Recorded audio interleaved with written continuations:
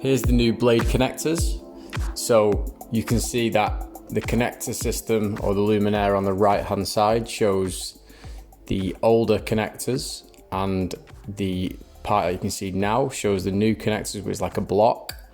So you can see the breather valve next to the old connectors where it's like a right angle there, and you can clearly see the difference between the two connectors.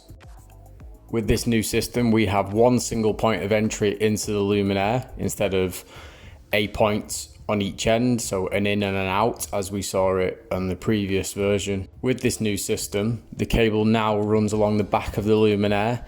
If luminaires are mounted continuously end to end, we have a cable system which allows the clipping of the cable so it doesn't sag or catching the eye line or the visual when it's installed. So the cable might sag over time. That is eradicated with this clip system.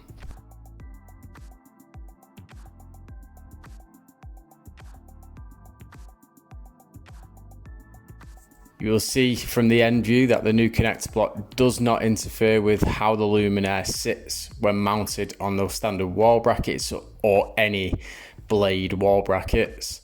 So you can clearly see there's a space there, and in actual fact this system is actually smaller in dimension to the previous one when the cable is actually installed. Again, to minimize the number of points of entry into the luminaire body, we've moved the breather valve off the luminaire body and added it into the underside of the connector block. The added benefit of where this is now positioned is there's no chance of surface water to sit on that valve and create blockages or damages to the valve over time. So where it's positioned now is ideal, away from the elements. Here you can see two blade SIs mounted continuously end to end. You can see how the cable is secured in place with the cable clips. There's 3 of them per luminaire. The position of the connector block now allows the installer to bring the feed cable in from the building into any point kind of along the back end of the luminaire, so it's hidden.